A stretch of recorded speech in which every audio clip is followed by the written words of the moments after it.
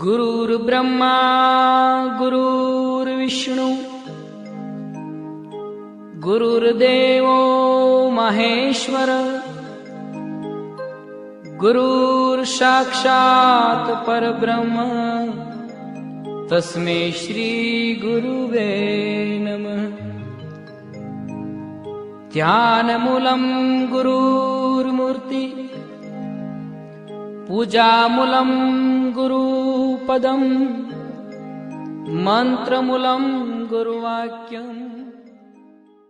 गोविंद हरे मुरारे हे नाथ नारायण वासुदेव श्री कृष्ण गोविंद हरे मुरारे हे नाथ नारायण वासुदेव हे नाथ नारायण वासुदेव हे नाथ नारायण वासुदेव हे नाथ नारायण वासुदेव हे नाथ नारायण वासुदेव श्री कृष्ण गोविंद हरे मुरारी हे नाथ नारायण वासुदेव श्री कृष्ण गोविंद हरे मुरारी हे नाथ नारायण वासुदेव कुंडलीकावरदेव हरी विठ्ठल श्री ज्ञानदेव तुकाराम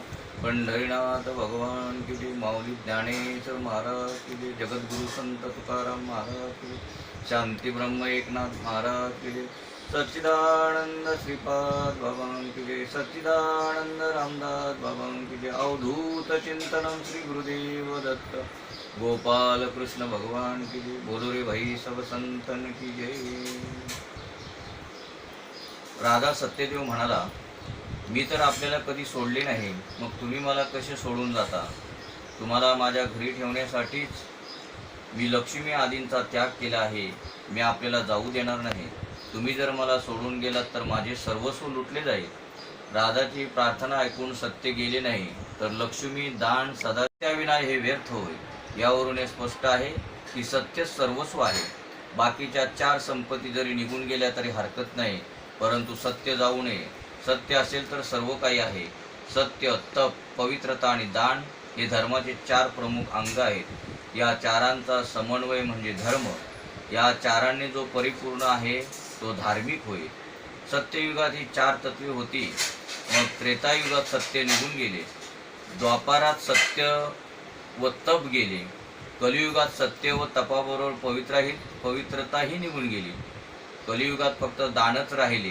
कलियुगात दानच मुख्य आहे. दानम एकम कलियुगे. कलियुगात केवळ दान व दया यांच्या आधारित धर्म राहिला आहे. परीक्षिती राजाने पाहिले की एक बैल फक्त एका पायावर उभा राहिला आहे व एक व्यक्ती त्याला काठीने मारत आहे. राजाने त्या बैलाला विचारले, तुझे 3 पाय कुणी कापले? धर्मरूपी बैल म्हणाला, हे राजा, आत्तापर्यंत मी निर्णय घेऊ शकलो नाही की कुणी माझे पाय कापले व कोण मला दुःखी करत आहे.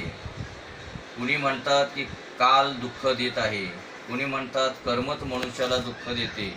कुणी दुःखाचे कारण स्वभाव सांगतात. आपला स्वभाव शांत ठेवा. काल, कर्म व स्वभावच जीवाला दुःख देत असतात. राजा, माझ्या दुःखाचा तूच विचार कर.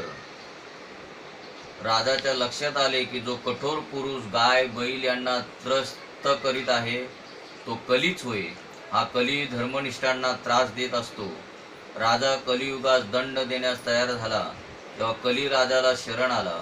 कलीने राजाच्या पायाला स्पर्श केला आणि त्यामुळे राजाची मती भ्रष्ट झाली. ज्या मनुष्याचा स्वभाव आणि वर्तन आपणास माहीत नसते त्याचा स्पर्श आपणास कधी होऊ देऊ नये. ज्या व्यक्तीचा स्पर्श तुम्हाला होईल त्या व्यक्तीचे गुणदोष तुमच्या शरीरात प्रविष्ट होतील. म्हणून पाया पडताना सुद्धा विचार करून प्रत्येकाच्या पाया पडलं पाहिजे. पुण्यशाली व्यक्तीचे परमाणू पवित्र असतात आणि पापी व्यक्तीचे परमाणू अपवित्र असतात. जशी व्यक्ती असेल तसे परमाणू स्पर्शाने तुमच्या शरीरात शिरतील. परीक्षिती राजाने कलीला स्पर्श करू दिला म्हणून त्याची बुद्धी विकारी झाली. राजाला माहीत होते की तो कली आहे, अपवित्र आहे, त्याला शिक्षा केली पाहिजे. दुष्टांना दंड करणे राजाचे कर्तव्य आहे. तरी त्याने कलीवर दया केली. मी तुला ठार मारित नाही. राजा म्हणाला, पण तू माझ्या राज्याबाहेर निघून जा. माझ्या राज्यात तुझ्यासाठी कुठेही स्थान नाही. कलीने राजाची प्रार्थना केली आणि म्हटले की हे राजा, आता मी कुठे जाऊ? म्हणून परीक्षितीने त्याला 4 जागी राहण्याची अनुमती दिली. धूत, मदिरा, धूत म्हणजे ते पत्ते वगैरे खेळतात ते ना, पत्ते खेळतात ते. मदिरा म्हणजे दारू, नारी संग आणि हिंसा ही ती 4 स्थाने होत. या 4 जागी क्रमशः म्हणजे धूताजवळ असत्य, मदिराजवळ मद, नारी संघजवळ आसक्ती आणि हिंसेजवळ निर्दयता हे 4 अधर्म राहतात. जुगार आणि सट्टा यांचा पैसा ज्यांच्या घरी येत असतो त्यांच्यासोबत कली त्या घरात येत असतो. जेथे सट्टा तेथे बट्टा म्हणजे डाग, आणि हा डाग जीवनभर पक्का लागलेला असतो. कित्येक लोक असेही असतात की जे जुगार व सट्ट्यात कमाई करतात आणि तेच धन दान करतात. ते समजतात की मी दान केले, आता माझी बुद्धी शुद्ध झाली, पण हे व्यर्थ आहे. हे धन अनितीचे असते. असे धन दान केल्याने जीवन कधी शुद्ध होत नाही. अधर्माने केलेले दान धन देव कधीच स्वीकारित नाही. शास्त्राविरुद्ध खाण्याच्या वस्तू जेथे खाल्ल्या जातात तेथे जाणून बुजून हिंसा केली जाते. तेथे कली हटकून राहत असतो. राहण्यासाठी या 4 जागा मिळाल्या तरी कलीला संतोष झाला नाही. तो राजाला म्हणाला, राजन, या 4 जागा तर घाणेरड्या आहेत. एखादे चांगले ठिकाण जर मला मिळाले तर ठीक होईल. तेव्हा राजाने त्याला सोन्यात राहण्यास सांगितले. अशुद्ध मार्गाने जर सोने घरात आले तर त्याच्यासोबतच कली घरात येऊन धडकलाच समजा. अनिती आणि अन्यायाने मिळवलेले धनच कली होय. अनितीने मिळवलेले धन मिळवणाऱ्याला तर कली दुःखी करतोच, पण जो ते धन पुढील वारसासाठी ठेवतो तो वारसी दुःखी होतो. असत्य, मद, काल, वैर, रजोगुण ही 5 जेथे नाहीत तेथे आजही सत्ययुगच आहे असे समजा.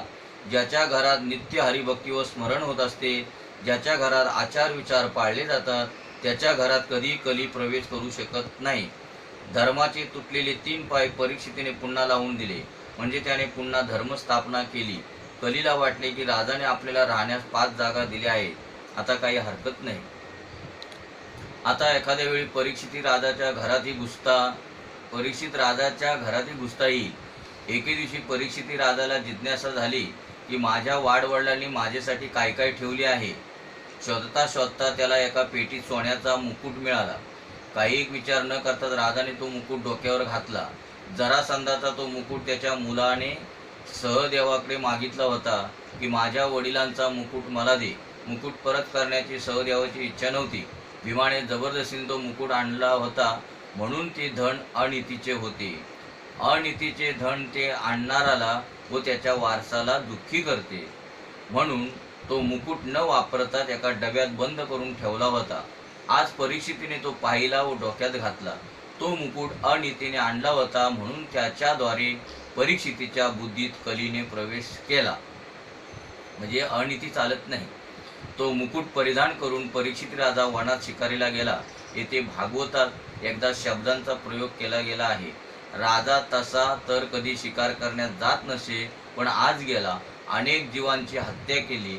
मध्यान्ह काल झाल्यावर राजाला भूक व तहान त्रस्त करू लागली. तो एका ऋषीच्या आश्रमात शिरला. शेमिक ऋषी समाधीत लीन होते. कुणी संत साधू जप ध्यानात बसले असता तिथे जाऊ नये. कदाचित गेलेच तर नमस्कार करून परत यावे. त्यावेळी लौकिक गोष्टी करू नयेत. भगवंताच्या ठिकाणी ऐक्य साधण्याच्या दृष्टीने तो साधू अनुष्ठान करीत असतो. लौकिक गोष्टीने त्याच्या जप तप ध्यान भजनात बाधा येईल. परीक्षितला वाटले, मी या देशाचा राजा असून हा ऋषी माझे स्वागत का करीत नाही. कदाचित स्वागत न करण्यासाठी हा जपाचे नाटक करीत असावा. राजाच्या बुद्धीत कलीने प्रवेश केला. म्हणून आपण शेमिक ऋषीची सेवा करण्याऐवजी आपलीच सेवा ऋषीने करावी अशी इच्छा राजाच्या मनात उत्पन्न झाली. त्याला दुर्बुद्धीने घेरले. मेलेला साप त्याने शेमिक ऋषीच्या गळ्यात घातला. त्याने एका तपस्व्याचा अपमान केला. कुणी परीक्षित राजाने. दुसऱ्याचा अपमान करणारा स्वतःचाच अपमान करीत असतो. दुसऱ्याला छळणारा स्वतःलाच छळत असतो. म्हणजे आपण म्हणतो की नाही, ज्याने दुसऱ्यासाठी खड्डा खचलेला असतो तो कोणासाठी असतो? आपल्यासाठीच असतो. म्हणजे खरं आहे, कारण की सर्वांमध्ये आत्मा तर एक आहे. राजाने शेमिक ऋषीच्या गळ्यात तर मेलेला साप घातला, परंतु असे करूनही त्याने आपल्याच गळ्यात जणू जिवंत साप घालून घेतला. सर्प कालाचे स्वरूप आहे. सर्प साक्षात काळाचे स्वरूप आहे. इंद्रिय वृत्ती अंतर्मुख करून प्रभूच्या पदी स्थिर झालेला ज्ञानी जीव शमिक ऋषी होय. अशा ज्ञानी जीवाच्या गळ्यात सर्प घालण्याचा अर्थ आहे काळाला मारणे. जितेंद्रिय योगी यांचा काळ स्वयं मरत असतो, अर्थात काळ त्याला मारत नसतो. राजा म्हणजे रजोगुणात फसलेला भोगप्रधान विलासी जीव. अशांच्या गळ्यात साप लटकत असतो, म्हणजे जिवंत साप त्याच्या गळ्यात असतो, अर्थात काळाचे भय त्यांना असते. शमिक ऋषीचा पुत्र शृंगीने जेव्हा हे दृश्य पाहिले तेव्हा तो क्रोधाने भडकला. ऋषीचा अपमान करणारा राजा स्वतःला काय समजतो? शृंगीने राजाला शाप दिला की, म्हणजे त्या शमिक ऋषी होते त्यांचा पुत्र शृंगी ऋषी, की तू माझ्या वडिलांच्या गळ्यात मेलेला साप घातलास, पण आजपासून 7व्या दिवशी तुला तक्षक नावाचा नाग डसेल. परीक्षितीने आपल्या डोक्यावरचा मुकुट काढला व लगेच त्याच्या लक्षात आपली भयंकर चूक लक्षात आली. त्याला वाटले की मी आज मोठे पाप केले. मी मतिभ्रष्ट होऊन ऋषींचा अपमान केला. जेव्हा मतिभ्रष्ट होते तेव्हा समजून जा की काही ना काही अशुभ घडणार आहे. हातून पाप घडले की त्याचा विचार करून आपल्या शरीराला शिक्षा द्या. जेवणापूर्वी विचार करा की आज माझ्या हातून कोणते पाप तर घडले नाही ना. ज्या दिवशी पाप घडले असेल त्या दिवशी उपास करा, म्हणजे कधी पाप घडणार नाही. धन्य आहे राजा परीक्षितीची, त्याने जीवनात फक्त एकच वेळ पाप केले होते, पण पाप घडल्यानंतर तो पाणीही प्याला नाही.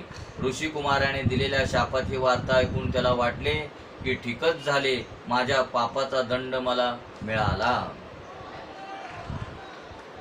म्हणजे असा विवेक उत्पन्न झाला पाहिजे प्रत्येकाला, की एखाद्या वेळेला जर आपल्याला काही दुःख झालं तर आपल्याला वाटलं पाहिजे की आपण काहीतरी पाठीमागे कुठलं तरी पाप केलं होतं, म्हणून हे आता मला दुःख भोगावं लागतंय.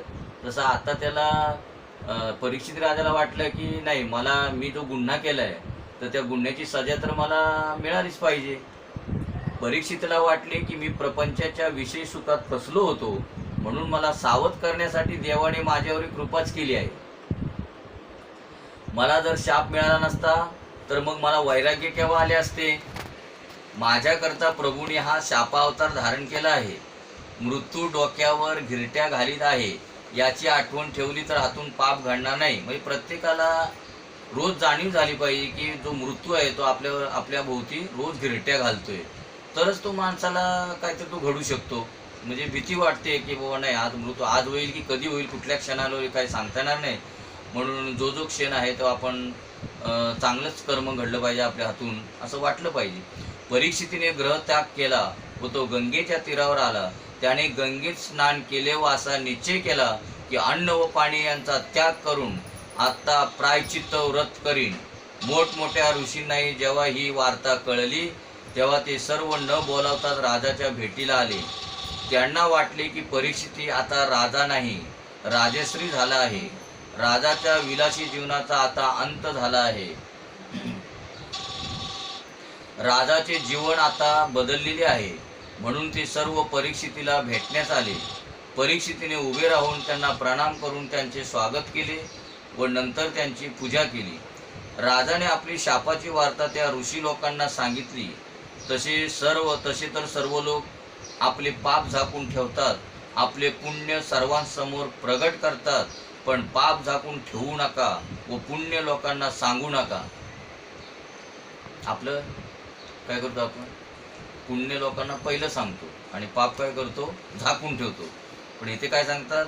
आपण जरी किती पाप जरी झालं असलं तरी ते झाकून ठेवू नका व पुण्य लोकांना सांगू नका.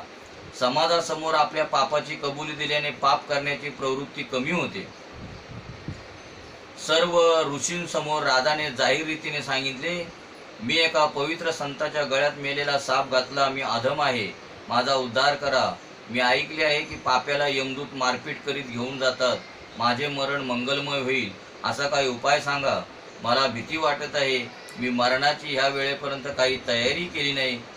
परीक्षितीने मरणाच्या वेदनांचा विचार केला. जन्म मरणाच्या दुःखाच्या विचाराने पाप प्रवृत्ती नष्ट होईल. त्याने ऋषीमुनींना असे आवाहन केले की आपण असे काही करा की मला 7 दिवसात मुक्ती मिळेल. ज्याचा मृत्यू जवळ आला आहे अशा माणसाने काय करावे हे मला सांगा. वेळ जास्त शिल्लक नाही. ज्ञानाच्या लांबलचक गोष्टी सांगाल तर वेळ निघून जाईल. मला अशा काही गोष्टी सांगा की असा काही मार्ग दाखवा की जेणेकरून मला परमात्मपदी लीन होता येईल. मला अशी कथा ऐकवा की जेणेकरून मी मुक्त होईल. ऋषीगण विचार करू लागले, आम्ही अनेक वर्षापासून तपश्चर्या करीत आहोत, पण मुक्ती मिळेल की नाही याची आम्हाला अजूनही चिंता आहे. मग कशाला जातात ते? मुक्ती जर मिळायची नसेल असं अजून एवढे वर्ष तपश्चर्या करतात, पण त्यांनाच अजून शंका आहे की आम्हाला तर मुक्ती मिळते की नाही. आम्ही मरणाला भीतो. अंतकाळी वठावर देवाचे नाव येणे कठीण आहे. केवळ 7च दिवसात राजाला मुक्ती कशी मिळेल हे तर अशक्यच आहे. म्हणून सर्व ऋषी गप्प बसले. 7 दिवसात मुक्ती मिळणे अशक्य गोष्ट आहे. महाज्ञानी पुरुषांनाही मरणाची भीती वाटते. राम नाम लवकर तोंडात येत नाही. रामचरित मानसात वालीने म्हटले आहे, जन्म जन्म मुनी जतन कराही, अंत राम कही आवत नाही. कोणताही ऋषी राजाला उपदेश करण्यास तयार झाला नाही. कुणातही बोलण्याची हिंमत नव्हती. परीक्षितीला वाटत होते की समर्थ असूनही ऋषी मला उपदेश का करीत नाहीत. पण जे सच्चे साधू आहेत ना, ते त्यांना जर माहीत असेल म्हणजे ते कबुली करतात. जे आपल्याकडे नाही तर मग आपलं गप्प बसलेलंच बरं. त्याने विचार केला की सर्व जगाने मला टाकून दिले तरी मी भगवंताचा आसरा घेईन. भगवान नारायण कृपा करतीलच.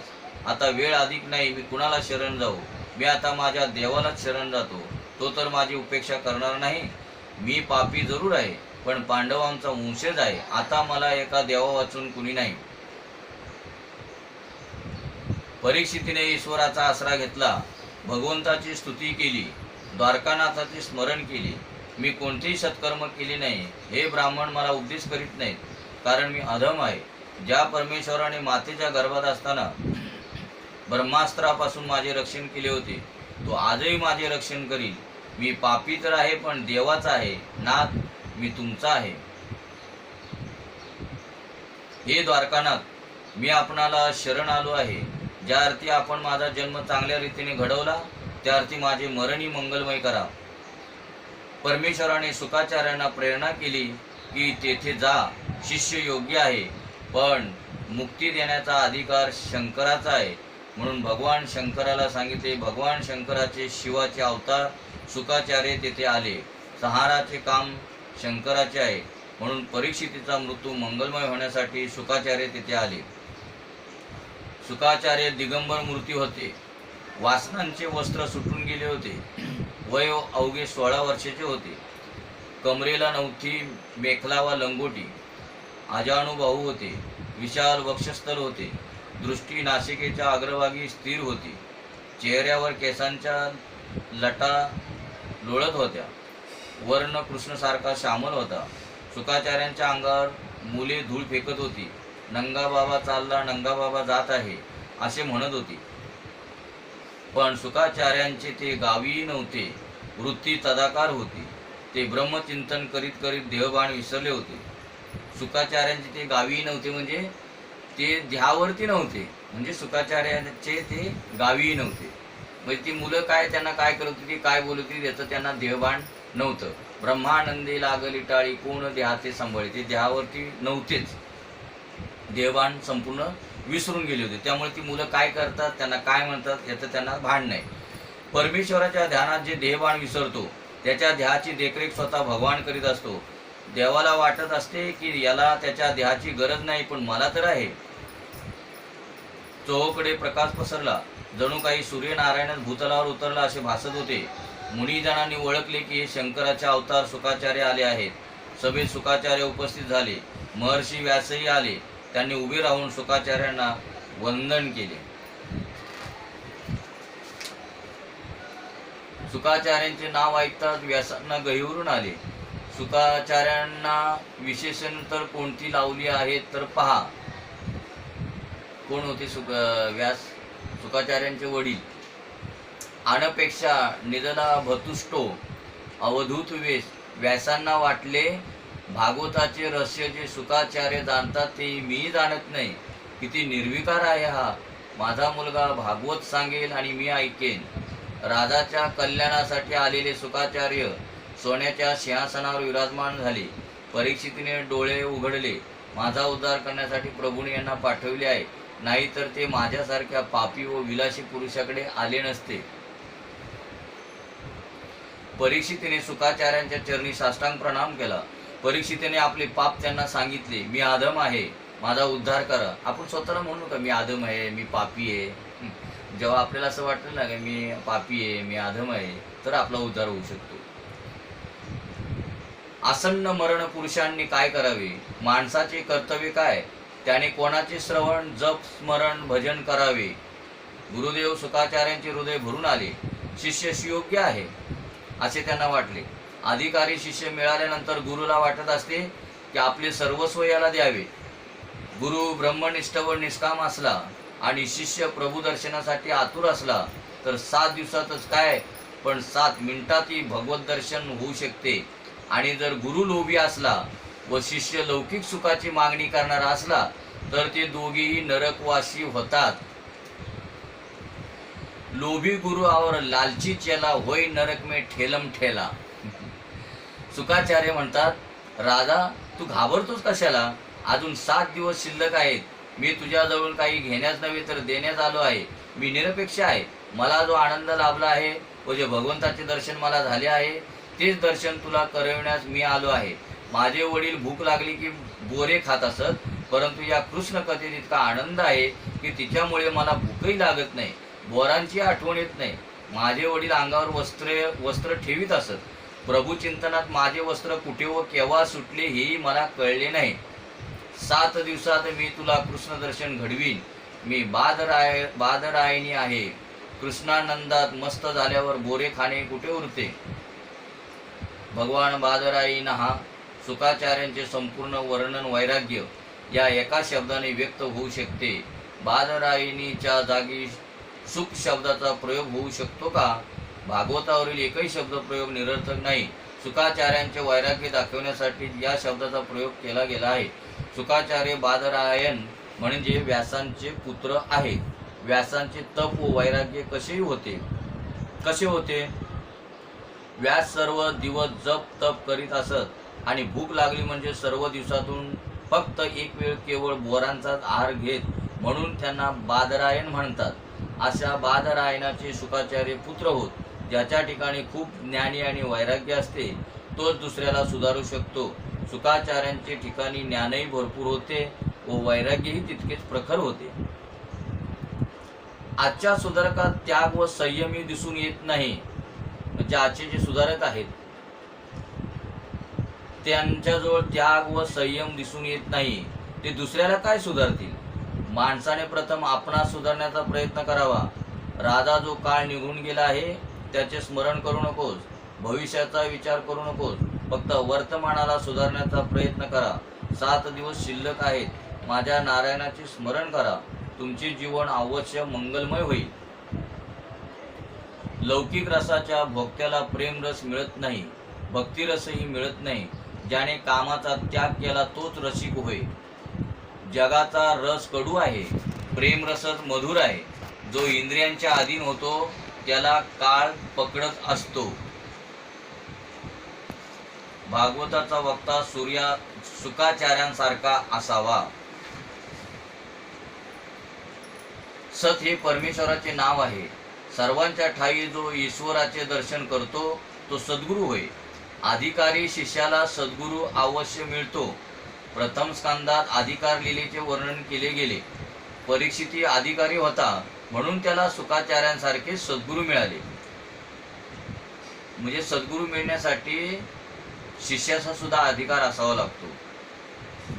परीक्षितीत 5 प्रकारची शुद्धी होती: मातृशुद्धी, पितृशुद्धी, द्रव्यशुद्धी, अन्नशुद्धी आणि आत्मशुद्धी.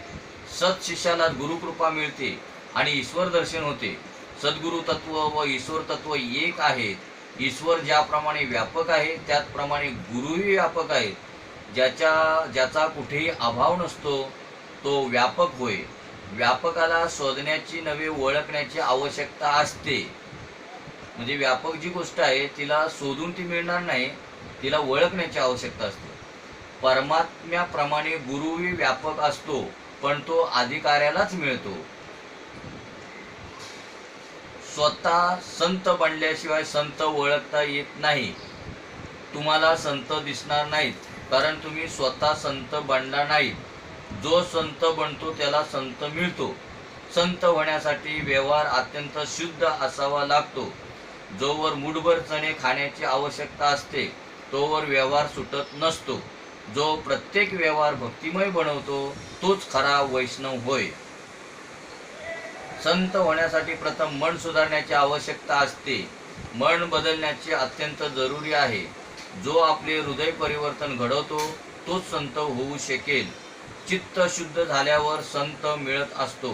संताला भेटण्यास संत येत असतात. विलासी पुरुषाला संतांची भेट होत नसते. गुरुदेव ब्रह्मा होत. गुरुदेव नवा जन्म देतात. नव्या जन्माचा अर्थ हा आहे की ते मन व स्वभाव बदलून टाकतात. म्हणजे नवीन जन्म देतात म्हणजे काय करतात, मन व स्वभाव बदलवून टाकतात, शुद्ध करतात. मग आता समजून जायचं, जर आपलं अजून मन आणि स्वभाव जर बदली झाला नसेल तर आपण अजून तसे गुरु केले नसतील किंवा गुरु केलेले असले तरी आपण अजून काय अजून समजून घेतलं नसेल. मन व स्वभाव बदलून टाकतात म्हणजे शुद्ध करतात. गुरुदेव विष्णूही होत कारण ते शिष्याचे रक्षण करतात. गुरुदेव शिष्याला मोक्षही देतात म्हणून ते शिवस्वरूप होत. गुरु केल्या वाचून राहू नका. तुम्ही लायक असाल तर भगवंताच्या कृपेने सद्गुरू मिळतीलच. तुकाराम महाराजांनी आपल्या अनुभवाचे वर्णन लिहून ठेवले आहे. कथा पुराण प्रवचन ऐकता ऐकता मला हरिनामाची गोडी लागली. मी विठ्ठल नामाचा सतत जप करू लागलो. देवाला माझी दया आली. माझ्या स्वप्नात मला माझे सद्गुरू भेटले. माझी व सद्गुरूंची रस्त्यात भेट झाली. मी गंगा स्नान करून येत होतो. ते मला पाहून मला म्हणाले, श्री विठ्ठलाच्या प्रेरणेने मी तुला उपदेश करण्यात आलो आहे. मी सद्गुरूंना म्हणालो, मी तर देवाची काहीच सेवा केली नाही, तरीही गुरूंनी माझ्यावर कृपा केली. सत्य गुरु राये कृपा मज केली, परी नाही घडली सेवा काही, असे तुकाराम महाराज म्हणतात.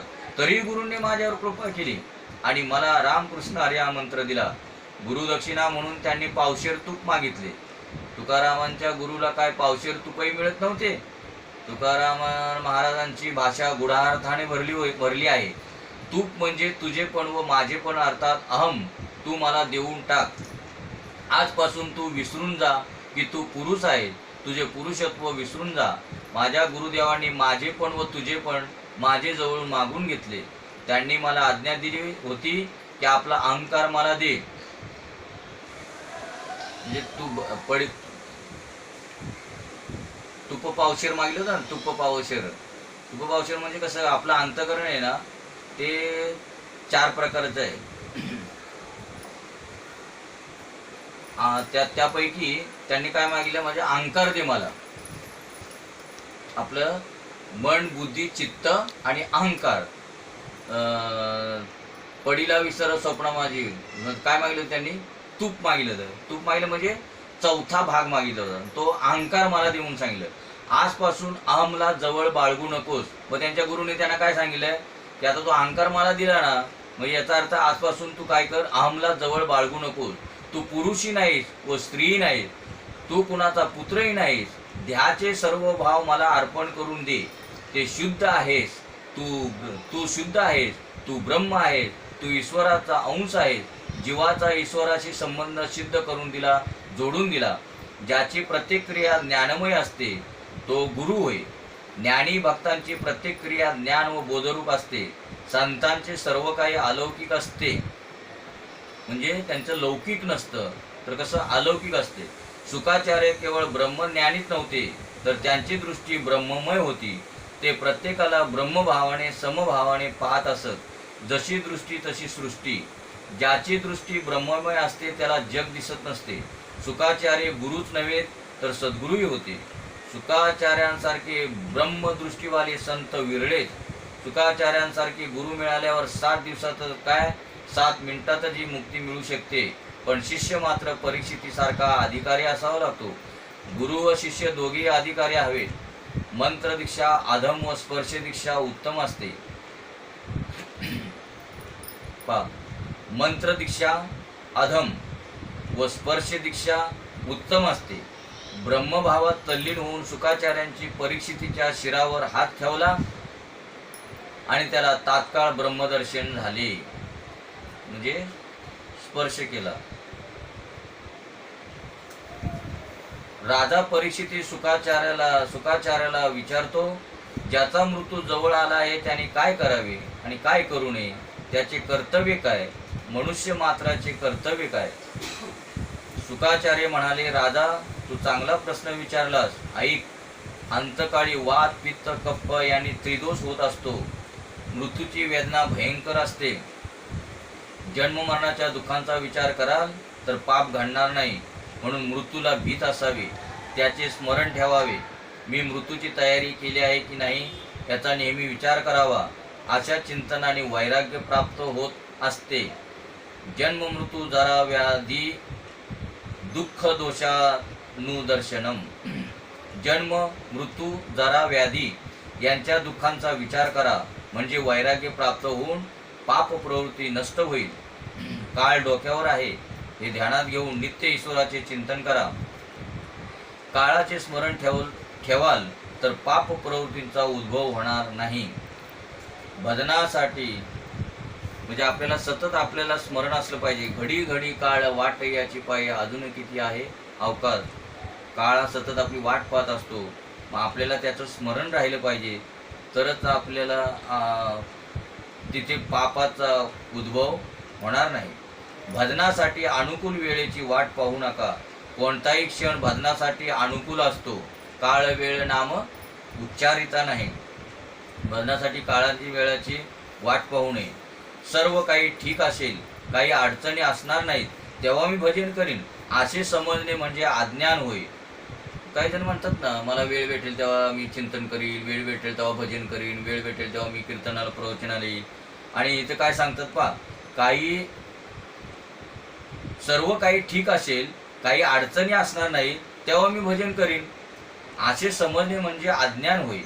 एक मनुष्य स्नान करण्यासाठी समुद्राच्या काठी गेला, पण स्नान न करता तिथेच बसून राहिला.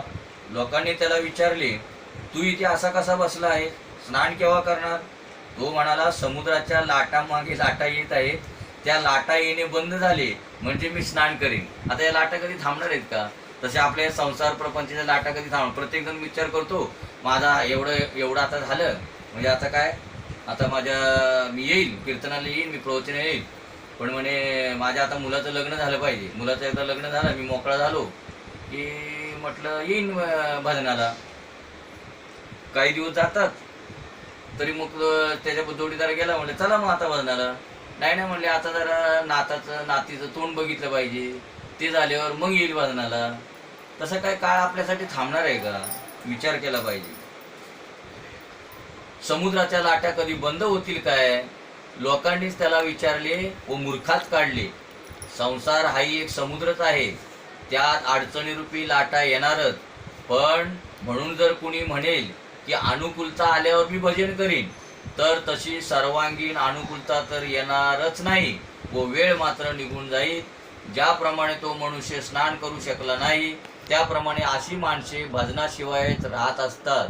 जीवनात किती अडचणी येवोत, पण माणसाने एक गोष्ट विसरू नये की मला भगवंताची प्राप्ती करून घ्यावयाची आहे, मला प्रभूशी एकरूप व्हायचे आहे. लोभी मनुष्य ज्याप्रमाणे पैशावर डोळा ठेवतो, त्याप्रमाणे महापुरुषाचे लक्ष परमेश्वर असतो. भगवंतानी गीतेत म्हटले आहे, अंतकालेच मामेव स्मरण मुक्तवा कलेवरम, ह्या प्रयाती समद्भाव याती नास्तय संशय. अंतकाळी जो माझे स्मरण करतो व देहत्याग करतो, तो मला येऊन मिळतो. अंतकाळाचा अर्थ म्हणजे जीवनाचा अंत नव्हे, तर प्रत्येक क्षणाचा अंत समजावा. म्हणून प्रत्येक क्षणाला ईश्वराचे ध्यान, चिंतन, स्मरण करायला हवे. प्रत्येक क्षण भजनात घालवाल तर मृत्यूसमयी भजनच घडेल. प्रत्येक क्षण सुधारणे म्हणजे भगवंताचे रूप क्षणाक्षणाला आपल्या दृष्टीत ठेवणे होय. लोक समजतात की आपण जीवनभर कामधंदा करू, बरे वाईट धंदे करून पैसा कमवू आणि आयुष्याच्या शेवटी भगवंताचे नाव घेत घेत संसार पार करू. पण हा विचार चुकीचा आहे. म्हणून तर स्पष्ट म्हटले आहे की सदा सद्भाव भाविता, नेहमी ज्या भावाचे चिंतन चालत राहील तोच भाव अंतकाळी मनात येईल. आता अंतकाळी म्हणतात भजन करीन, अंतकाळी आता आपण आयुष्यभर जे केलेले आहे तेच येणार ना आपल्या अंतकाळामध्ये, मुखामध्ये. आता समजा रात्री जे स्वप्न पडतं ते कसलं स्वप्न पडतं? दिवसभर आपण जे काही चिंतन करतो त्याचं स्वप्न पडतं. तसं काही लोक म्हणतात की शेवटच्या क्षणाला आम्हाला सांगितलं ना भजन करायला, मग शेवटच्या क्षणी घेऊ. काय शेवटच्या क्षणी हा भजन करणार आहे? ज्या टायमाला आपल्याला मृत्यू येतो त्यावेळेला 1000 इंगळ्या डसतात, एवढं त्या टायमाला दुःख होत असतं. त्यावेळेला काय भजन आठवणार आहे? म्हणून क्षणोक्षणी हाची करावा विचार, तरावया पार भव सिंधू. क्षणाक्षणामध्ये भगवंताचं स्मरण घडलं पाहिजे. भगवंताची आज्ञाही तशीच आहे. तस्मात सर्वेषु कालेषु माम नु स्मर. म्हणून तू सर्व काळी व निरंतर माझे स्मरण कर. ही गोष्ट तर सर्व विदितच आहे की ज्या गोष्टींचे नित्य चिंतन घडत असेल तर अंतकाळी त्याच गोष्टीचे स्मरण होईल. एक सोनार आजारी असल्यामुळे अंथरुणावर पडला होता. बरेच दिवस तो बाजारात जाऊ शकला नाही. म्हणून त्याच्या मनात सोने व सोन्याचे भाव यांचेच विचार घोळत असत. अशा वेळी त्याचा अंतकाळ जवळ आला. ताप वाढत होता. डॉक्टर आले, ताप मोजून पाहिला. त्यांनी सांगितले 105. सोनाराला वाटले सोन्याचाच भाव सांगितला. तो आपल्या मुलाला म्हणाला विकून टाक. अरे मी 80च्या भावात घेतले होते, आता 105चा भाव आहे म्हणून विकून टाक. आता डॉक्टरनी काय सांगितलं? 105चा ताप आहे आणि ह्याच्या डोक्यात काय होतं? 105 तोळा झाला सोन्याचा. तो म्हणतो मी 80नी घेतला होता, 105 आला, मुलाला सांगतो विकून टाक. असे म्हणत त्याचा प्राण निघून गेला. सोनाराने आपले सर्व जीवन सोन्याच्या खरेदी विक्रीत घालवले होते. त्यामुळे त्याच्या मनात सारखे सोन्याचे विचार चालू होते. म्हणजे काय, आपण प्रत्येक वेळेला काय म्हणतो, आता सांगतात ना साधू संत सांगतात की काय, अंतकाळी मामेक शरण. म्हणजे अंतकाळी जो मरणाच्या वेळेला तुम्हाला जे आठवण तसा त्याला तो मृत्यू, तसा त्याला पुढचा जन्म मिळणार. मग बरेच जण म्हणतात की मग शेवटच्या काळाला म्हणायचं ना, तेव्हा म्हणू आता आपला प्रपंच वगैरे करून घेऊ, मुलं बाळ सांभाळू आणि म्हणून. पण तसं आहे का? म्हणून सोनाराचं उदाहरण सांगावं लागलं की सोनार जो असतो त्याला त्याच्या डोक्यात काय असणार? कुणी काहीतरी सांगितलं, आकडा सांगितला 105, 110, तर त्याच्या डोक्यात काय येणार? सोन्याचा भाव 105 झाला, 110 झाला. म्हणजे शेवटच्या क्षणापर्यंत त्याच्या डोक्यात काय? मग आता शेवटी काय, मरता काय आलं त्याच्या डोक्यात? काय होतं? सोनं. मग आता पुढच्या जन्मात कोण होणार? तो सोनं होणार. म्हणून अंतकाळी त्याच्या मनात सोन्याचे विचार आले. धन दौलतीची चिंता करणाऱ्याला पैसा असे रात्रंदिवस घोकणाऱ्याच्या मनात अंतकाळी तोच विचार येत असतो. धन कमावणे काही पाप नाही, परंतु ते कमावताना भगवंताला विसरणे मात्र पाप आहे. शुकाचार्यांनी माणसाच्या आयुष्याचा हिशोब सांगितला. हे राजा, माणसाचे आयुष्य असे जात असते. निद्रा व संभोग यात रात्री निघून जातात. धन मिळवण्यात व कुटुंब पोषणात दिवस निघून जातात. निद्रया हियत नक्तम व्यवायेन च वयाहा दिवा चारते हाया राजन कुटुंब भरणे वा. हे राजा, मानवी शरीर सुखोपभोगासाठी नव्हे तर भगवत भजनासाठी व भगवत प्राप्तीसाठी मिळाले आहे. इंद्रिय सुख सर्व प्राण्यांना सारखेच मिळत असते. संभोग सुख स्त्री पुरुषांना जे मिळते तेच कुत्र्यालाही मिळते. म्हणून मनुष्य जन्म मिळून प्रभू स्मरणात लीन व्हा. तुम्ही आपल्या जीवनाला असे वळण लावा की जेणेकरून मृत्यू समयी भगवंताचीच आठवण यावी. जीव शिव होण्याचा प्रयत्न करीत नाही, अन्यथा शिव बनण्यासाठीच तर तो जन्मला आहे. जीव जेव्हा ईश्वराला म्हणतो मी तुझा आहे, तेव्हा ते नाते अपूर्ण असते. पण ईश्वर जेव्हा जीवाला म्हणतो तू माझा आहे, तेव्हा ते नाते पूर्ण बनते. म्हणजे भक्ती जरी करत असला तर तो म्हणतो की मी देवा तुझा आहे, तोपर्यंत भक्ती पूर्ण होत नाही. भगवंत आपल्याला म्हटला पाहिजे की हा भक्त किंवा हा जीव माझा आहे, तेव्हा भक्ती पूर्ण होते. तो तिथपर्यंत भक्ती आपल्याला करायला. पाप टाळा, पुण्य लवकर साधा. ईश्वर आम्हाला कधीही पाप प्रवृत्ती शिरवत नाही, पण आमचे जन्मोजन्मीचे संस्कारच आम्हाला पाप करण्यास प्रवृत्त करतात. एकांतात ईश्वर भजन करा. एकांत मनाला लवकर लवकर एकाग्र बनवितो. म्हणून तुकाराम महाराज म्हणतात, तुका म्हणे आम्हा एकांताचा वास, ब्रह्मी ब्रह्मरस शिवू साधा. एका ईश्वरात सर्वांचा अंत करणे म्हणजेच एकांत होय. ईश्वर एक व अद्वितीय आहे. मनाला एकाग्र करण्यासाठी एकांतवासाची आवश्यकता आहे. ग्रस्त घरात समभाव ठेवू शकत नाही, मग तो गीतेचा पाठ करणारा का असेना. समत्व योग उच्चते. ग्रस्ताश्रमाचे सर्व व्यवहार विषमतेने भरलेले असतात, तेथे समता ठेवली जाऊ शकत नाही. ग्रस्ताच्या घरात भोगविलासाचे अनेक साधने भरली असल्यामुळे घरात राहून परमेश्वराचे सतत ध्यान करणे कठीण जाते. भागवतात शुकाचार्यांनी स्पष्ट म्हटले आहे, ज्याचे मरण जवळ आले आहे त्याने घर सोडावे. ग्रहात प्रव्रजितो धीरहा. धीर धरून घर सोडावे. पवित्र तीर्थात स्नान करा व पवित्र एकांत स्थळी आसन लावून बसा. मनात ओंकाराचा जप करा. प्राणायामाने प्राणवायूवर ताबा मिळवा. मनातून अन्य विचार काढा. मनाला भगवंताच्या मंगलमय स्वरूपात रमवा. मीराबाई एकांतातच कृष्णासमोर नाचत असे. तिचा पण होता की मी गिरीधर प्रभू समोर नाचेन. ती नाचली तेव्हा तिची भक्ती सिद्ध झाली. ती म्हणते ना, नाचुंगी नाचुंगी नाचुंगी हरि गुण गावत नाचुंगी. नाचुंगी नाचुंगी नाचुंगी हरि गुण गावत नाचुंगी. हरि गुण गावत नाचुंगी. हरि गुण गावत नाचुंगी. नाचुंगी नाचुंगी नाचुंगी हरि गुण गावत नाचुंगी. ती कुणाच्या गुणात नाचत होती? हरिगुण म्हणजे भगवंताच्या गुणामध्ये नाचत होती. आम्ही कुठल्या गुणामध्ये नाचतो? डोलावरती किंवा आणि काय ते वाजतं ते काय म्हणतात त्याला? बँजोवरती. पण आमच्या मीराबाई म्हणतात की मी जी नाचणार आहे ती फक्त केवळ आणि केवळ भगवंतासाठीच नाचणार. एकांतात बसून प्रथम प्राणायाम करा. मनाचा प्राणाशी संबंध आहे. प्राणायामाने मन सुद्धा स्थिर होते. प्राणायामाचे 3 प्रकार आहेत. प्रथम पूरक प्राणायाम करायचा असतो. उजव्या नाकपुडीने बाहेरची हवा आत घ्यायची. या सर्व योगाच्या प्रक्रिया आहेत. महाप्रभूंनी सुबोधिनीत म्हटले आहे की योगाला देखील भक्तीचे सहकार्य हवे. भक्तीची साथ न मिळाली तर योगी रोगी होतो. भक्ती वाचून योग रोग उत्पन्न करीत असतो. भक्तीविना केलेला योग साधक होत नसतो. इतकेच नव्हे तर तो कधी कधी बाधकी होत असतो. भक्तीसहित योग साधना केली तर भगवंताशी संयोग घडत असतो. योग साधनेने योगी मनाला स्थिर करू शकतो, पण त्याचे हृदय विशाल बनत नाही. हृदयाची विशालता तर भक्ती व ज्ञानानेच होत असते. म्हणून पूरक प्राणायामाने अशी भावना करा की प्रभूचे तेजोमय स्वरूप तुमच्या हृदयात उतरत आहे. भगवंताचे तेज तुमच्या हृदयात येत आहे. योगीचा अर्थ आहे असा आहे, ज्ञानेश्वर महाराज म्हणतात, योग याग विधी येणे सिद्धी वायाची उपाधी धम्मधर्म. केवळ त्या गोष्टीमुळे योगाला कमीपणा आला आहे असं नाही.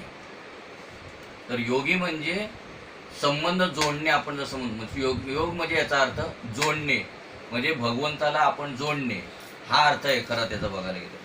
नंतर जेव्हा कुंभक कराल तेव्हा अशी भावना ठेवा की मी ईश्वराला आलिंगन देत आहे. प्राणवायू हृदयात व उदरात कोंडून ठेवणे म्हणजे कुंभक होय. त्यावेळी ब्रह्मा संबंधाची भावना ठेवा. त्यावेळी असे समजा की माझे प्रभूंशी ऐक्य झाले आहे. मी प्रभूशी एकरूप झालो आहे. माझ्या प्रभूने माझे आलिंगन स्वीकारले आहे व दिले आहे. हा ब्रह्मसंबंध जर सतत टिकला तर मुक्ती मिळते. माणूस हा ब्रह्मसंबंध सतत टिकू शकत नाही. मन सांसारिक विषयांकडे ओढले गेले की हा ब्रह्मसंबंध भंग पावतो. नंतर रेचक प्राणायाम करावायचा असतो. डाव्या नाकपुडीने श्वास बाहेर सोडणे म्हणजे रेचक होय. यावेळी अशी भावना ठेवा की मी प्रभूशी एक झालो आहे. मी भगवंताशी एकरूप झालो आहे. भगवंताचा झालो आहे. म्हणून माझी पापे बाहेर जात आहे. माझ्या मनातील सर्व विकार बाहेर निघून जात आहे आणि आता मी शुद्ध होत आहे. जोपर्यंत काही ना काही लौकिक व्यवहार करावायचा असतो तोपर्यंत मन स्थिर होत नसते. बाहेरचा संसार भजनात कीर्तनात विक्षेप आणीत नसतो, पण मनाचा संसार मात्र अवश्य विक्षेप करीत असतो. म्हणजे आपण जे कर्म करतो तो संसार आहे, तो संसार जास्त आपल्याला नडत नाही, पण जो मनाचा संसार आहे तो जास्त आपल्याला नडतो. त्या मनाचा आपल्याला काय होतो, विक्षेप होतो. ब्राह्मण संध्येत अधमर्षण करीत असतात, त्यावेळी ते असे समजतात की त्यांची पापे बाहेर पडत आहेत. मनाची मलिनता दोन प्रकारची असते, स्थूल मलिनता आणि सूक्ष्म मलिनता. तर स्थूल मलिनता म्हणजे साधारण साधन, तप, व्रत, साधना, अनशन यांनी मलिनता दूर होते. आणि सूक्ष्म मलिनता तीव्र भक्तीनेच ही दूर होत असते. शुकाचार्यांनी म्हणूनच विराट पुरुषाचे ध्यान करण्यास प्रारंभी सुचवले आहे. विराट पुरुषाची धारणा केल्याशिवाय मन शुद्ध होत नसते. शुकाचार्य म्हणतात, तशी तरी माझी निष्ठा निर्गुणात आहे, परंतु नंदनंदन यशोदानंदन श्रीकृष्ण माझ्या मनाला वारंवार आपल्याकडे आकर्षित करून घेतात.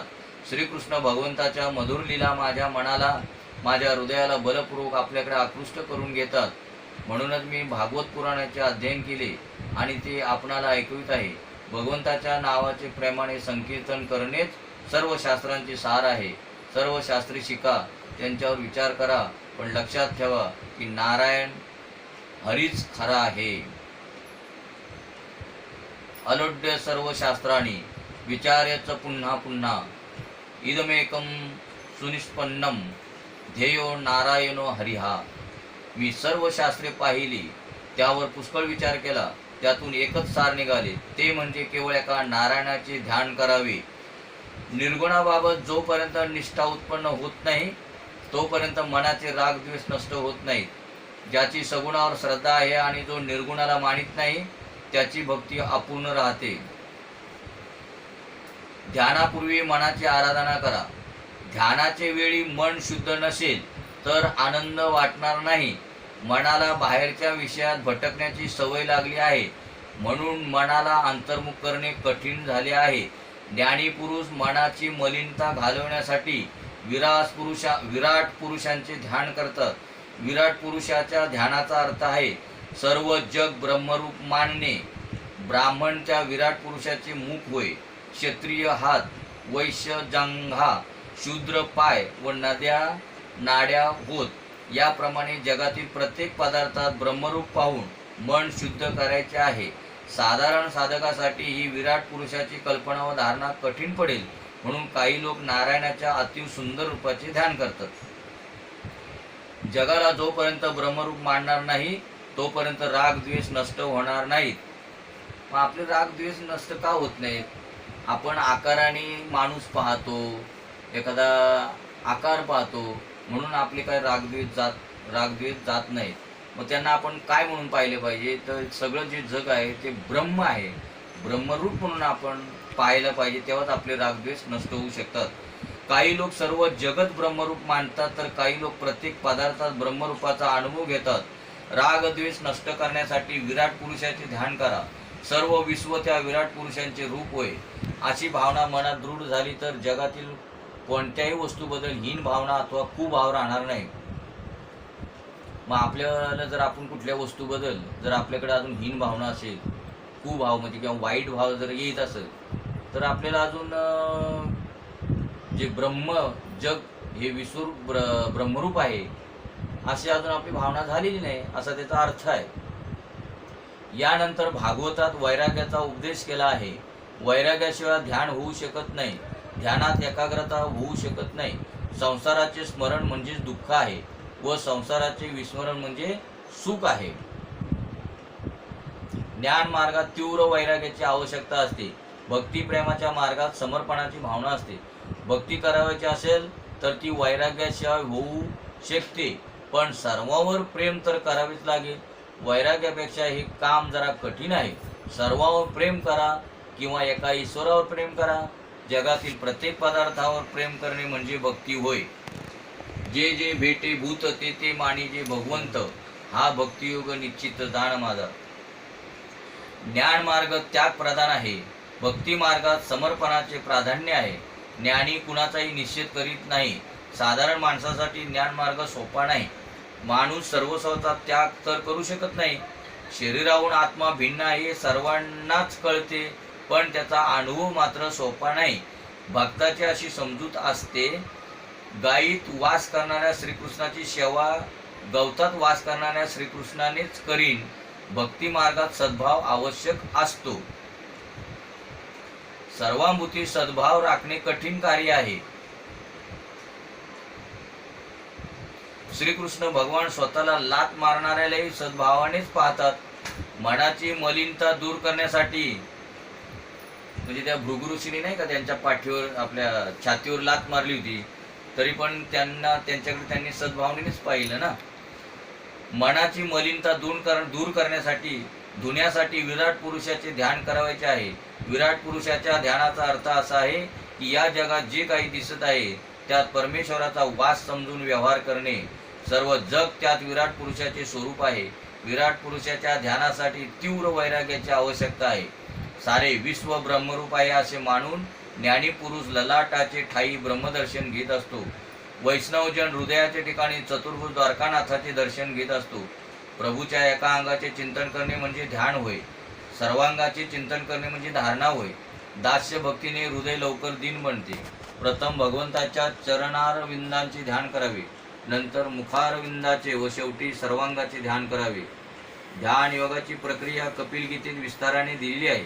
तेथे त्याचा उल्लेख संक्षेपाने केला आहे. साधक सावध राहून जर ध्यान करेल तर त्याच्या हे लक्षात येईल की मायेची शक्ती भ्रांतिमय आहे. ईश्वराचे चिंतन न झाले तरी हरकत नाही, पण संसाराचे चिंतन मात्र कधी करू नये. म्हणजे एखाद्या वेळी ईश्वराचं चिंतन नाही झालं तरी हरकत नाही, पण त्याने संसाराचं चिंतन मात्र कधीही करू नये. ईश्वराचे ध्यान कधी होऊ शकले नाही तरी हरकत नाही, पण संसाराचा ध्यास सोडण्याची सवय झाली पाहिजे. ध्यानाशिवाय ईश्वराचा साक्षात्कार होऊ शकत नाही. म्हणून आमचे तुकाराम म्हणतात, राहो आता हेची ध्यान डोळा मन लंपट. ज्याप्रमाणे रुपया पैशाचे ध्यान आपण करतो त्याप्रमाणे परमेश्वराचे ध्यान करा. आरंभी आपल्या डोळ्यांसमोर अंधकार पसरलेला दिसेल, परंतु धैर्याने योग धारणा करून मनावर ताबा मिळवा. बुद्धीने भगवंताच्या सर्वांगाची धारणा धरा. जशी जशी बुद्धी स्थिर होत जाईल तसे तसे मनही स्थिर होत जाईल. धारणा स्थिर झाली म्हणजे ध्यानात प्रभूचे मंगलमय स्वरूप दिसेल व भक्तियोगाची प्राप्ती होईल. ध्यानात मन स्थिर होत नसेल तर त्या मनाला मृत्यूचे भय दाखवा, म्हणजे मग ते स्थिर होईल. मनाला कोणत्याही प्रकारे समजवा व स्थिर करा. क्षणभंगुर जीवन की कलिका, कल प्रातः को जाने खिली न खिली. मलया चलकी सुची शीतल मंद, सुगंध समीर चली न चली. कलिकाल कुठार लिए फिरता तन, नम्र है चोट झिली न झिली. रटले हरिनाम हरि रसना, फिर अंत समय में हिली न हिली. ज्ञानदेवांनी मनालाच गुरु केले आहे. मनाचा खरा गुरु आत्मा होय. एकनाथ महाराजांजवळ एक वैष्णव आला. त्याने महाराजांना विचारले, आपले मन ईश्वराच्या ठाई रात्रंदिवस कसे स्थिर राहते? माझे मन तर देवाच्या ठिकाणी अर्धा तास स्थिर राहत नाही. तो मनुष्य बोलतोय बरं का, नाथ महाराज. मनाला स्थिर करण्याचा एखादा उपाय सांगा. एक नाथाने विचार केला की उपदेश क्रियात्मक असला पाहिजे. तर त्या वैष्णवाला म्हणाले, तुझा प्रश्न सध्या बाजूला राहू दे. मला वाटते तुझा मृत्यू जवळ आला आहे.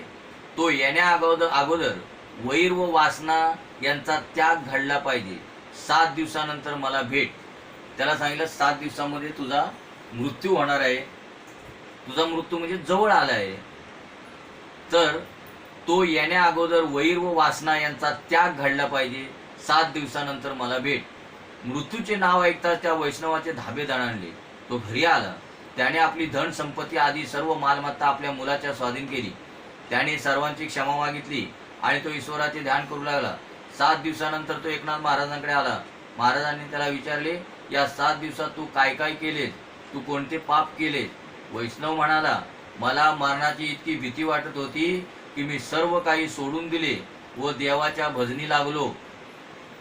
तेव्हा एकनाथ महाराज म्हणाले, माझ्या एकाग्रतेचे हेच रहस्य आहे. म्हणजे त्यांना प्रश्न विचारला होता नाथ महाराजांना की तुम्ही एवढे एकाग्र कसे असता? म्हणून त्यांनी उपाय सांगितला की ह्या उपायामुळे मी एकाग्र असतो, मी मरणाची रोज आठवण ठेवतो असे नाथ महाराज म्हणतात.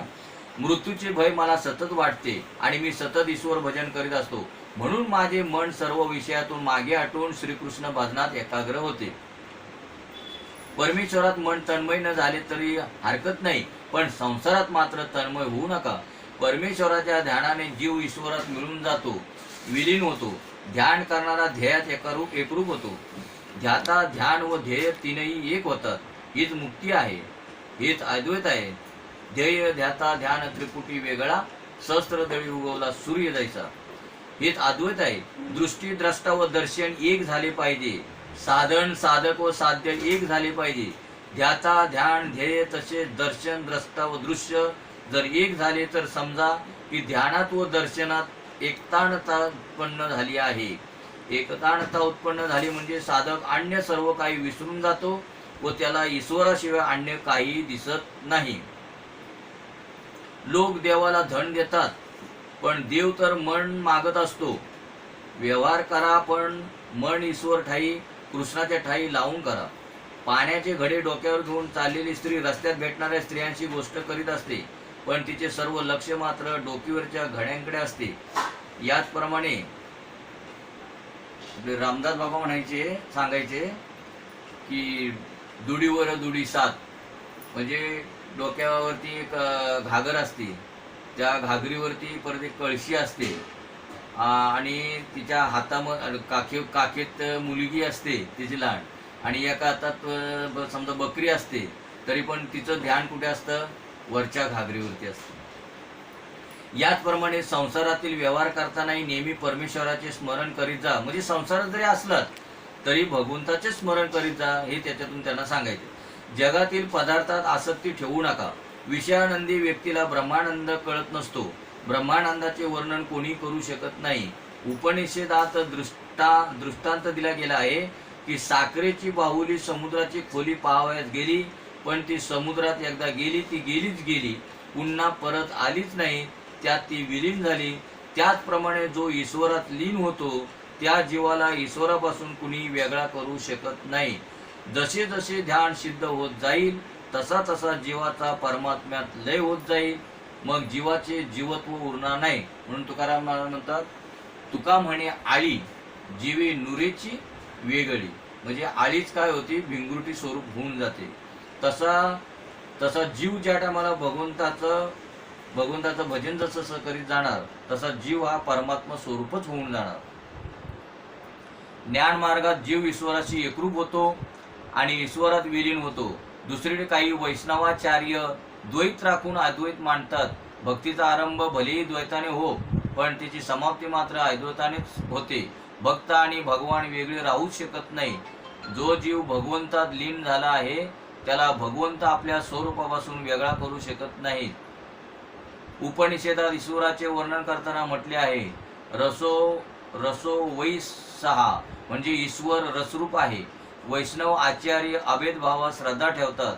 पाण्यात राहणारी मासोळी पाणी पिऊ शकत नाही.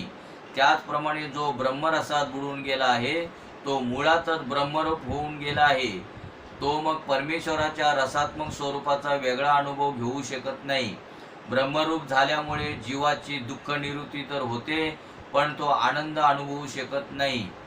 ब्रह्माचा रसात्मक आनंदात्मक अनुभव जीवाला घ्यायचा असेल तर थोडे निराळेपणे ठेवावे लागेल, थोडे द्वैत राखावे लागेल. अशा स्थितीत भक्त म्हणत असतो की मी माझ्या प्रभूचा अंश आहे, मी माझ्या प्रभूची गोपी आहे, मला भगवंताशी एकरूप व्हावायचे नाही, मला तर माझ्या प्रभूची सेवा करावयाची आहे, मला गोलोक धामात जावयाचे आहे. भक्त जेव्हा लौकिक देह टाकून अप्राकृत शरीर धारण करून गोलोक धामात प्रवेश करतो तेव्हा भगवंताला अति आनंद होतो. त्यावेळी देव म्हणत असतो की माझा अंश मला मिळण्यासाठी आला आहे. यासाठी देव उत्सव करतात. भक्ती करिता तुका झाला पांडुरंग. पण तुकाराम महाराज म्हणतात, मला कीर्तन करण्यात जो आनंद वाटतो तो विठ्ठल बनण्यात नाही. जीवाला ईश्वराचा अनुभव केव्हा येईल? जेव्हा जीव ईश्वराहून वेगळा असेल तेव्हाच तो त्या रसाचा अनुभव घेऊ शकेल. वैष्णवाचार्य म्हणजे हे कधी सांगितले आहे तुकाराम महाराज? कधी म्हणतात की मला ईश्वराहून वेगळा होऊन आनंद, पण त्यांचा ते जे वेगळे होतात ते पहिले एकरूप होतात आणि मग वेगळे होऊन तो आनंद लुटतात. जसं की आपल्याच खांद्यावर आपल्याला बसता येत नाही, बरोबर ना? आपल्याच खांद्यावर आपल्याला बसता येत नाही, म्हणून आपल्याला काय करावं लागतो? दुसऱ्याचा आधार घ्यावा लागतो. तसे ब्रह्मस्वरूप होतात, पण ते काय करतात? जीवरूपाने थोडा आनंद लुटण्यासाठी थोड्या काही काळासाठी ते बाजूला होतात. वैष्णवाचार्यांची इच्छा असते की जीव ईश्वरापासून काही अंशी वेगळा राहावा. आळी भिंगुरटीचे चिंतन करता करता स्वतः भिंगुरटी बनून जाते, त्याप्रमाणे जीव ब्रह्माचे चिंतन करता करता ब्रह्म बनून जाते. ही तर आहे कैवल्य मुक्ती. पण वैष्णवजन अशा कैवल्य मुक्तीची अपेक्षा करीत नाहीत. ते ईश्वराची भक्ती, पूजा आणि त्याचा रसास्वाद घेण्यासाठी थोडेसे द्वैत राखून ठेवतातच. म्हणजे जरी ते एकरूप झाले तरी थोडंसं द्वैत राखून ठेवतात. पण हे द्वैत जे असतं ना त्यांचं, ते कसं असतं? म्हणजे मांडलेलं असतं, ठेवतात. जो व्यापक ब्रह्मात विलीन होऊन गेला आहे तो त्याच्यापासून वेगळा कसा राहू शकेल? म्हणूनच वैष्णव महापुरुष थोडेसे द्वैत राखून भगवंताची पूजा, स्मरण, कीर्तन यामध्ये कृतार्थतेचा अनुभव घेतात. खंडन मंडनाच्या खटाटोपात पडू नका. गौरांग प्रभू या भेदाला सहमत आहेत. ते लीलाभेद मानतात. तात्विक दृष्टीने अभेद आहे. अभिन्न असूनही त्या दोहोत सूक्ष्म भेद आहे. एकनाथ महाराजांनी हा भेद समजावून सांगण्यासाठी भावार्थ रामायणात एक दृष्टांत दिला आहे. अशोक वनात रामाच्या विरात सीतामाई रामाचे अखंड ध्यान करत असे. सीता रामाच्या ध्यानात तन्मय झाली, विरात तन्मय झाली. विरात तन्मयता विशेष होत असते. तिला सर्वत्र राम दिसतो. मी सीता आहे हे ती विसरून गेलेली असते. सर्वांमध्ये राम पाहणारा राम स्वरूप होत असतो. हीच कैवल्य मुक्ती होय. सीतेला अनेक वेळा असे वाटत असे की ती रामरूप आहे. ती आपले स्त्रीत्वही विसरून जात असे. एकदा सीतेने त्रिजटीला विचारले, त्रिजटी, मी असे ऐकले की आळी भुंग्याचे स्मरण करता करता भिंगोटी बनून जाते. त्याचप्रमाणे श्रीरामाचे स्मरण करता करता मी रामरूप झाले तर काय होईल? सीता रामाच्या ध्यानात अशी तन्मय होत असे की ती जणू रामच बनत असे. ब्रह्मविद ब्रह्मयो भवती. त्रिजटा म्हणाली, माते तू रामरूप झालीस तर चांगलेच होईल. जीव आणि शिव एकरूप झाले तर जीव कृतार्थ होतो. तेव्हा सीता म्हणाली, रामाचे चिंतन करता करता मी रामरूप झाले तर रामाची सेवा कोण करील? सीता राहून रामाची सेवा करण्यात जो आनंद आहे तो रामरूप होण्यात नाही. मला तर रामाची सेवा करावयाची आहे. सीतेला पती पत्नी भाव खंडित होण्याची भीती वाटते. रामरूप होण्यात सीतारामाचा युगुल भाव राहू शकत नाही. त्रिजटा म्हणाली, अनन्य प्रेम असल्यामुळे माते तुझे चिंतन करता करता राम सीतारूप बनतील. अशा रीतीने सीता राम ही युग्म कायमच राहील. हेच भागवत मुक्तीचे रहस्य आहे. वैष्णव आचार्य प्रथम द्वैताचे खंडन करून अद्वैत सिद्ध करतात, नंतर काल्पनिक द्वैत मांडतात की जेणेकरून भगवान कृष्णाची गोपी भावाने सेवा करता यावी. म्हणजे द्वैत मांडतात पण ते खरं नसतं. द्वैत एक काल्पनिक द्वैत असतं. म्हणजे दोन जे असतात ना ते काल्पनिक दुसरं नाहीत का. आज खरं स्वरूप जे आपलं आहे ते आपण अद्वैत असतो, म्हणजे एक असतो, पण त्यांना तो आनंद उपभोगायचा आहे म्हणून काल्पनिक द्वैत मांडतात. ज्ञानी लोक ज्ञानाने अद्वैत सिद्ध करतात. ही अद्वैत मुक्ती होय, कैवल्य मुक्ती होय. भक्त भक्तीने अद्वैत सिद्ध करतात, तिला भागवती मुक्ती म्हणतात. ईश्वराशी विमुख न होणे म्हणजे भक्ती होय. सर्व साधनात भक्ती श्रेष्ठ आहे. भक्तिशून्य माणसाची सर्व साधने निष्फळ होतात. जीव आणि ईश्वराचे मिलन करण्याचे भक्ती हे साधन आहे. कथा भागवतात जेथे जेथे भक्ती शब्दाचा प्रयोग केला गेला आहे तेथे तीव्र शब्द ही अभिप्रेत आहे. भक्ती तीव्र असली पाहिजे. तीव्रते वाचून साधारण भक्तीने काही साधत नाही. तीव्रेन भक्ती योगेन यज्जत पुरुषम परम. कुंडली कवरदेव हरी विठ्ठल श्री ज्ञानदेव तुकाराम पंढरीनाथ भगवान की जय. माऊली ज्ञानेश्वर महाराज की जय. जगद्गुरु संत तुकाराम महाराज की जय. शांती ब्रह्म एकनाथ महाराज की जय. सच्चिदानंद श्रीपाद बाबा की जय. सच्चिदानंद रामदास बाबा की जय. अवधूत चिंतनम श्री गुरुदेव दत्त गोपाल कृष्ण भगवान की जय। बोलो रे भाई सब संत